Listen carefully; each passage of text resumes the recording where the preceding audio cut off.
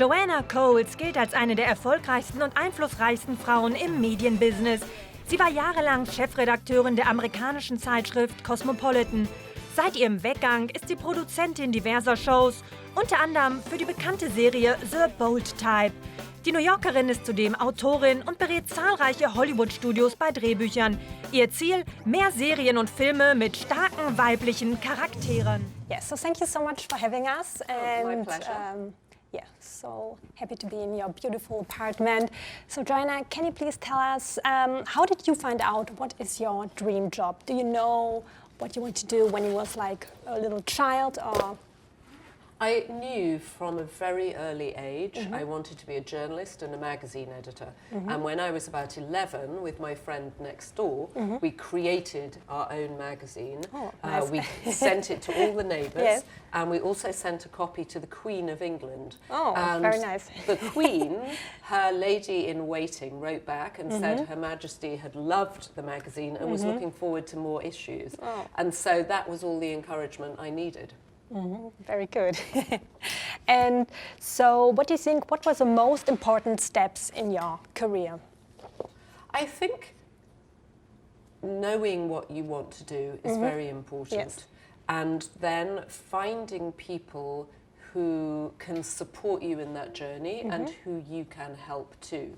So I always enjoyed being a good colleague, and I loved having good colleagues around me. And we talk a lot about mentoring, but I think your peer group are often your most important mentors, because you have to rely on each other. Yes. And I think, you know, for my first 5 years, I worked every weekend. I was always doing freelance work, I was always doing extra, and I loved working hard. And the harder you work, usually, the more you begin to see the benefits, which keeps you going. It's a bit like dieting. If you lose the first 2 pounds, you think, oh, I'm going to keep going because I can lose more. And I mean, the show is called The Bold Type. Do you think to be bold is like the main success secret from people who are successful or are doing what they really want to do?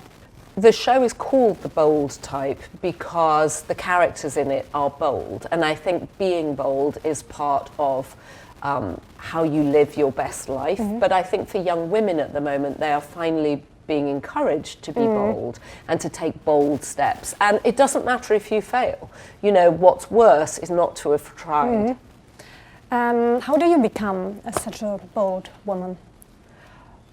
Well, you try and you fail a lot. I think you have to have,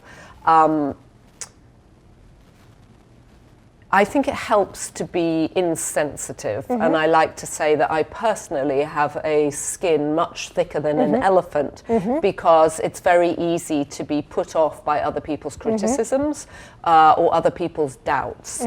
But as Diane von Furstenberg always says, if you doubt your power, you power your doubts. And so it's important to just plow on when you know that you're right about something. So how do you make decisions? How do you know, in general, what is the right way to go for you? Well, I think you take advice from your team around you or your friends if it's a personal decision, and it's often helpful not to make big decisions in a hurry, but to be able to sit on them for a few days if you can, and then to make the decision and then to get on with it and try not to second guess a decision. It's very easy to say, much harder to do, but the good news about getting older is that it gets easier to make decisions.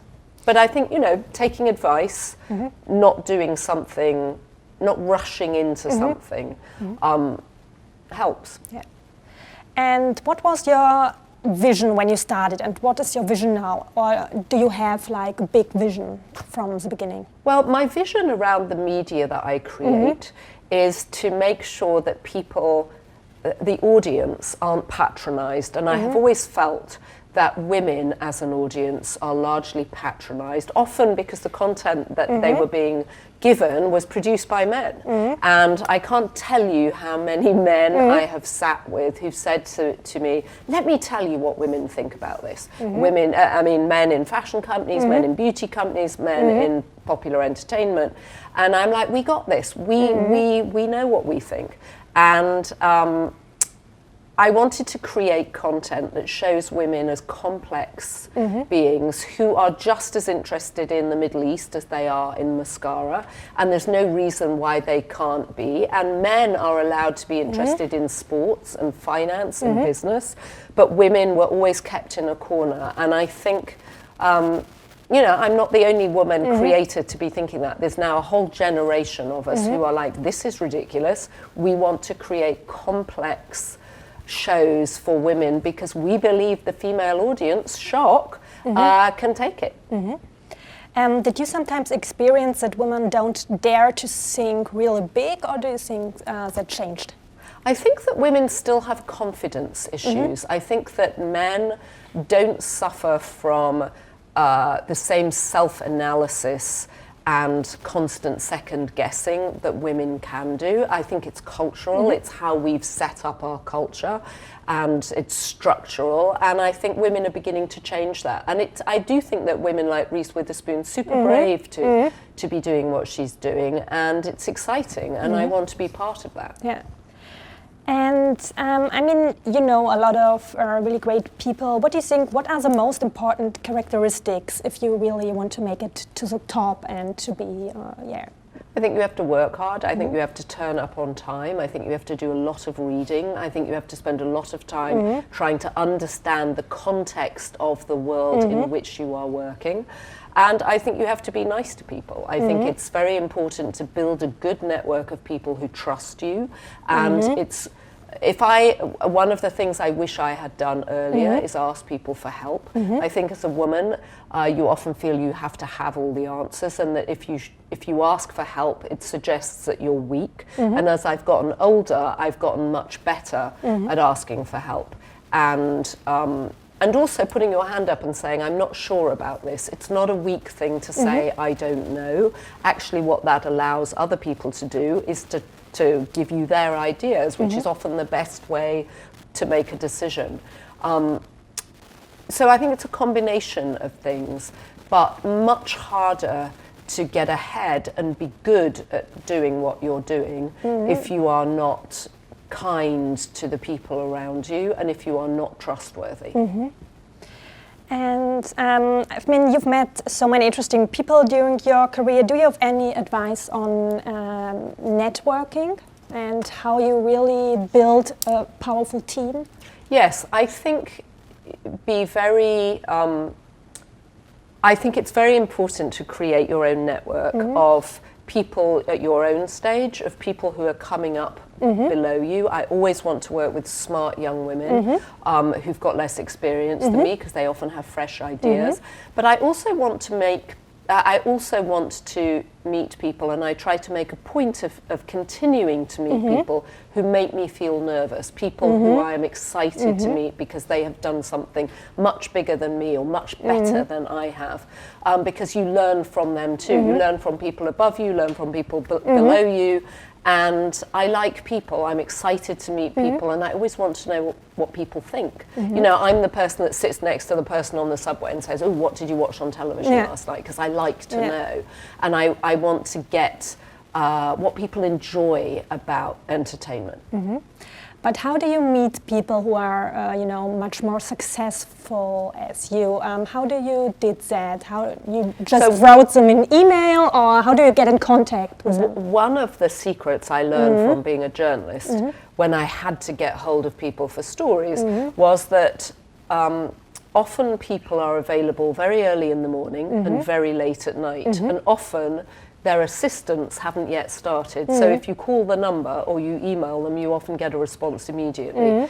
And it's amazing how many very, very successful people often have 10 minutes to sit down with you and have a chat. And then usually they will offer to introduce you to somebody else. Margaret Thatcher, the first woman Prime Minister of Britain, always had a saying, which was never underestimate how much you can get done in 10 minutes. And I often think that, and some of the best conversations I've had with people have been 5-10 minutes, but in that you've managed to get a great idea, you've managed to get them to say yes to something, you've managed to get someone else's number or name out of them, and you have to ask, you have to put yourself out there, and you know, people frequently say no, and then you just keep going back. One or two people who've become very important in my life, I would say, you know, 3 or 4 times they cancelled on me, and I just kept going, and eventually you get them to the table. Yeah.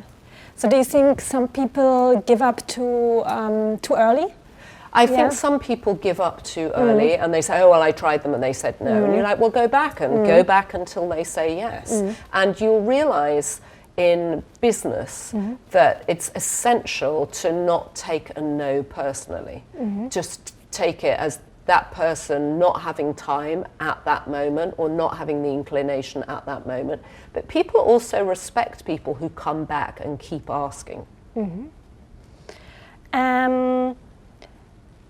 What kinds of routines do you have that help you in your professional or private life? Do you have some routines you are doing every day? I don't like routine very much. I find it claustrophobic and I find it traps me. So I don't have very many routines apart from I love a strong cup of tea in the morning, and at night I like to read before I go to bed. I don't go on my computer last thing at night. I always try and read 10 pages of a book. But I'm not someone who loves routine. Okay. What advice would you give to people who would like to make more out of their lives, or who are not very satisfied at the moment? I think if you're not satisfied with your life, it's very helpful to keep a journal.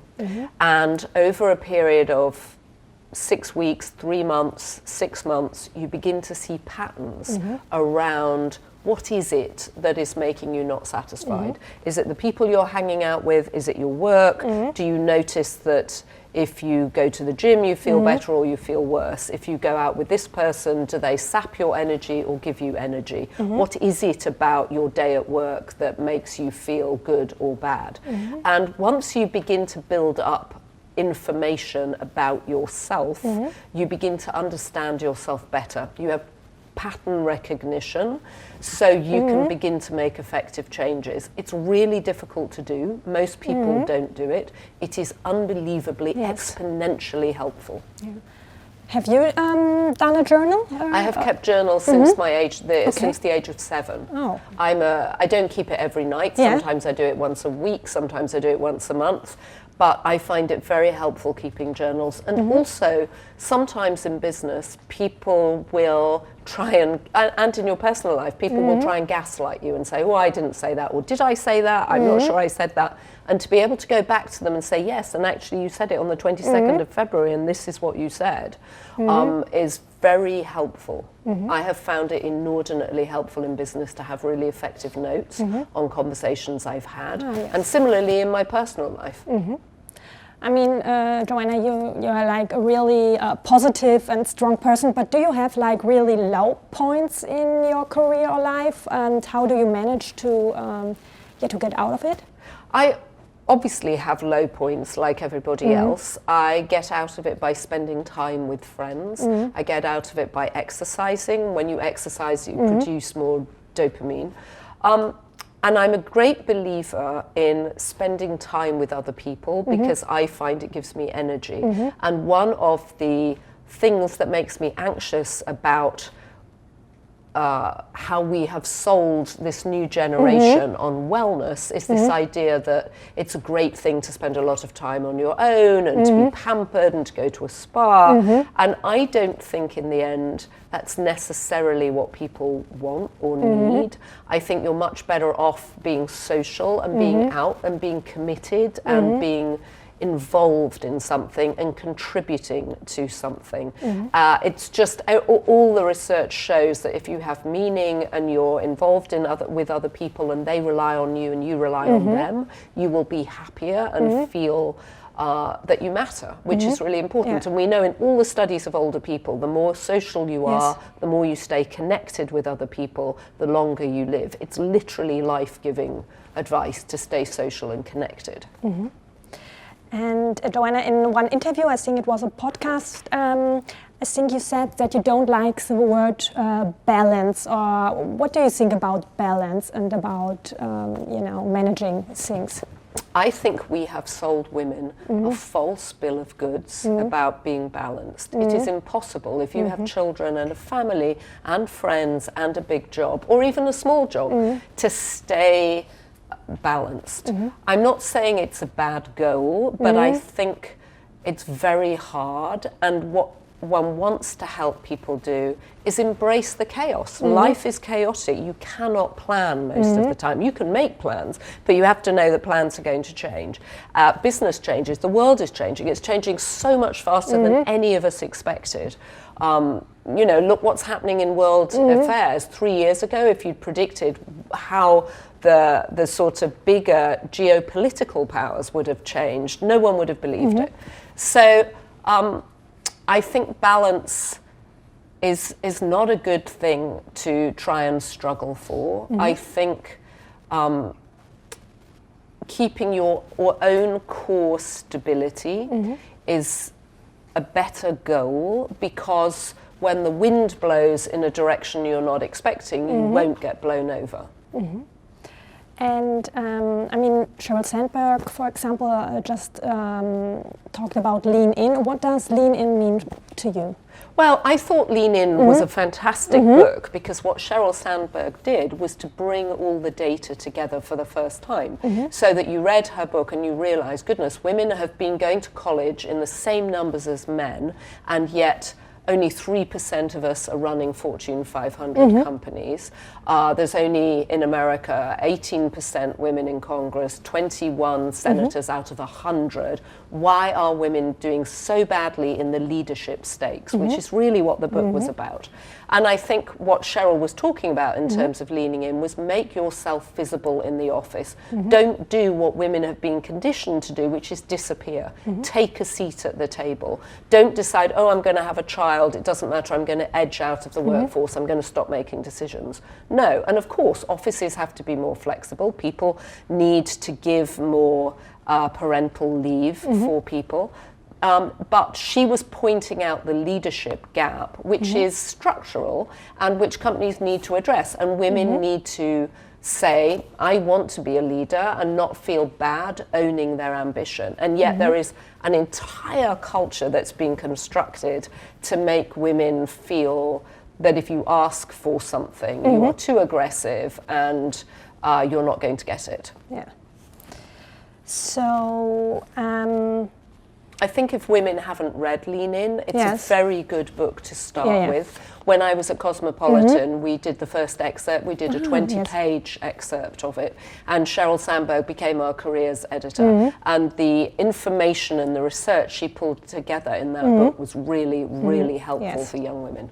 Yeah, I read it a couple of years ago, and I think it was really fantastic. And I really liked her ideas, and well, Sheryl gave me an early copy of a galley to read, and I was dreading it. I thought, oh, what a nightmare, a business book by a woman in Silicon Valley, a disaster. And I started reading it, and 2 hours later I looked up, and the coffee shop where I had been drinking my coffee, which had an outside gallery, had closed, and I thought this book is going to change the conversation around women at work, which indeed it did.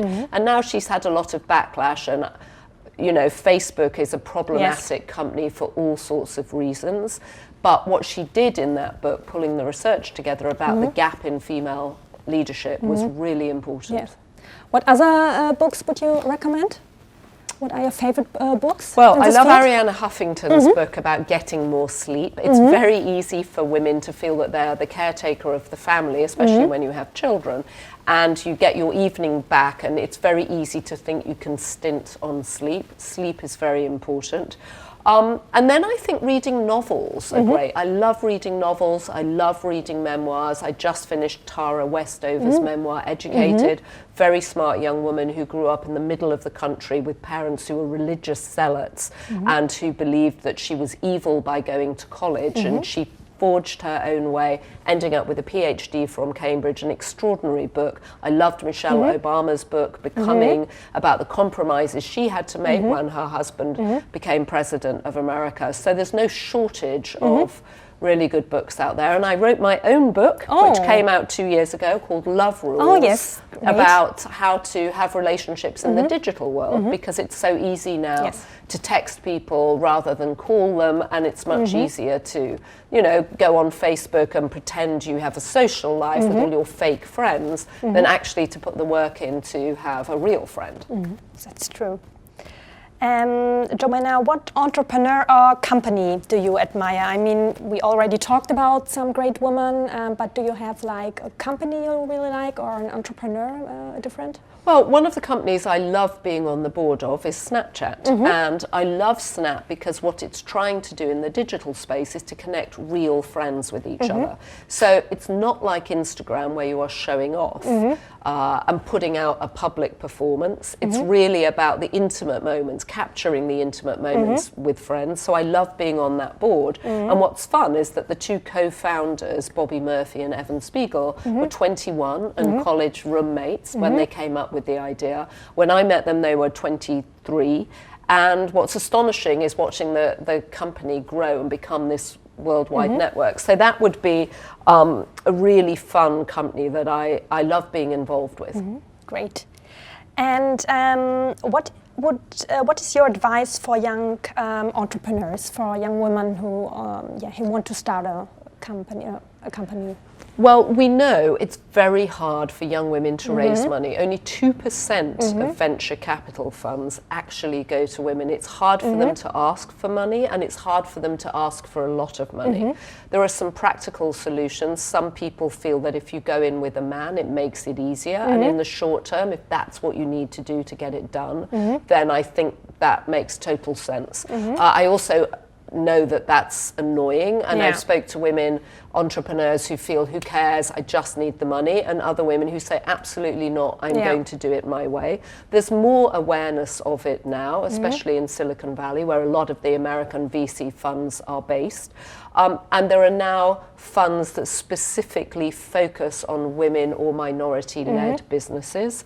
But I think for women, all the evidence suggests that you have to be better prepared, you have to have your numbers falling off the top of your tongue, and you just have to keep going, and you have to go back and back and back when people say no, and it is really hard.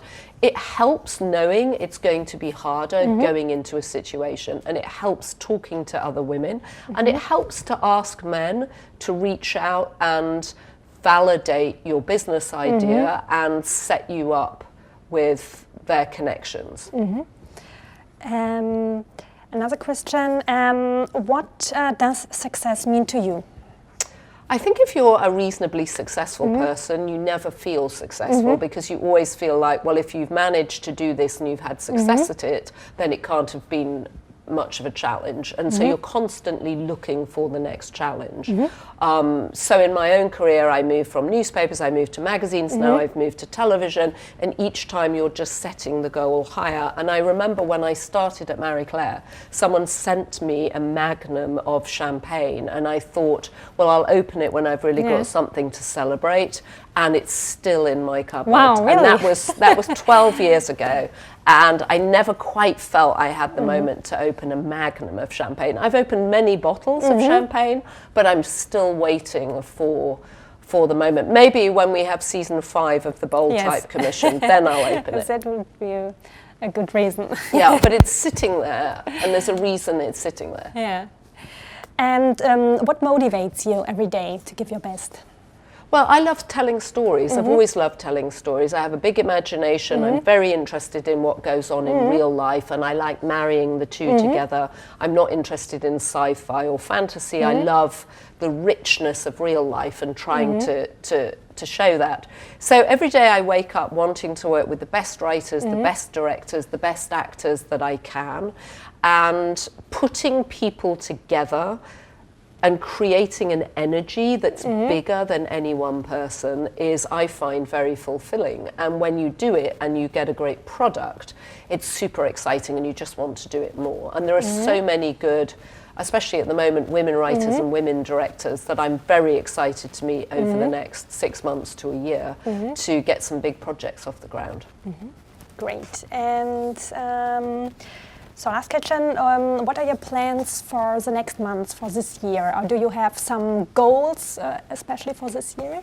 I do have goals for the year ahead, and I think it's always helpful to start January with several goals and to try and be realistic about them. I used to have completely unrealistic goals, and now I try and be more